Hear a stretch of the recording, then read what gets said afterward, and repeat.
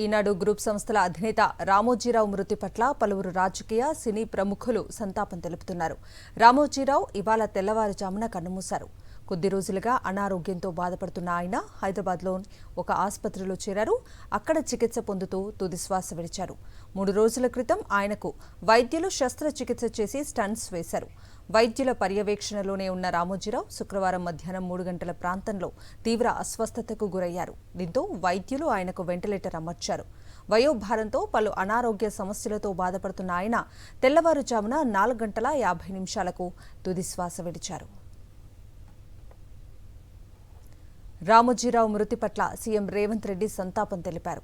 అధికారిక లాంఛనాలతో రామోజీ అంత్యక్రియలు నిర్వహించాలని తెలంగాణ ప్రభుత్వం నిర్ణయించింది.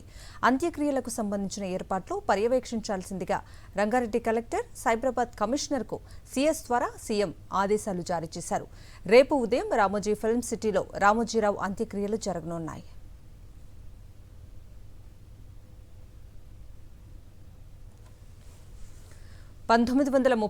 నవంబర్ 16న కృష్ణా జిల్లా పెదపారుపూడిలోని రామోజీరావు జన్మించారు. ఈనాడు దినపత్రికను 1974 ఆగస్టు 10న విశాఖపట్నంలో ప్రారంభించారు.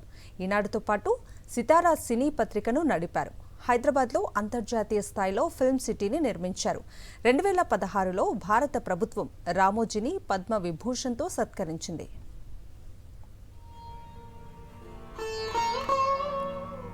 రామోజీరావు మృతి పట్ల పలువురు రాజకీయ సినీ ప్రముఖులు సంతాపం తెలిపారు.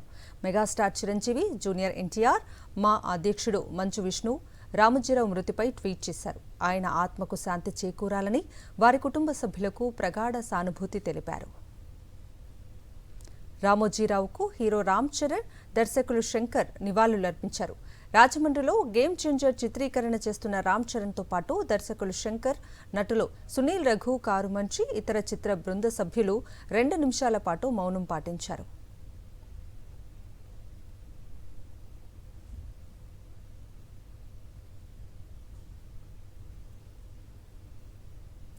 రామోజీ గ్రూప్ సంస్థల అధినేత రామోజీరావు మృతి పట్ల వైఎస్ జగన్మోహన్ రెడ్డి తీవ్ర దిగ్భ్రాంతిని వ్యక్తం చేశారు.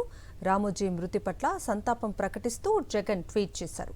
తెలుగు పత్రికా రంగానికి రామోజీ దశాబ్దాలుగా ఎనలేని సేవలందించారని కొనియాడారు. ఆయన ఆత్మకు శాంతి చేకూరాలని భగవంతుణ్ణి ప్రార్థించారు.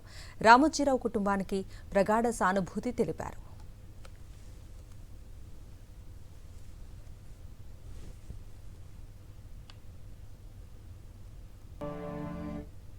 రామోజీరావు గారి మృతి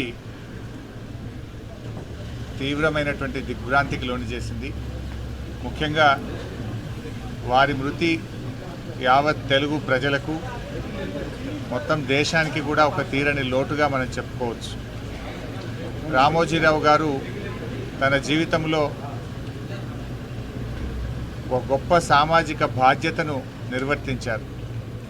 అక్షరానికి కూడా ఒక సామాజిక బాధ్యత ఉందని మరి సమాజానికి చాటి చెప్పి నిరూపించినటువంటి వ్యక్తి రామోజీరావు గారు. ఒక్క మనిషి అన్ని రంగాల్లో అన్ని ఇన్స్టిట్యూషన్స్ ఎస్టాబ్లిష్ చేసి, అంటే ఏదో ఒక ఇన్స్టిట్యూషన్ ఎస్టాబ్లిష్ చేయడం కాదు, దాంట్లో ఉన్న విధి విధానాలు కానీ పని విధానాలు కానీ కొత్త ఇన్నోవేషన్స్ తీసుకొచ్చి ఏ రంగంలో అడుగుపెట్టినా దాన్ని శిఖరాలకు తీసుకెళ్ళింది ఒక్క వ్యక్తి అండి. ఆయన ఎంతోమందికి మార్గదర్శకంగా నిలిచారు, ఎంతోమందికి ఉపాధి కల్పించారు.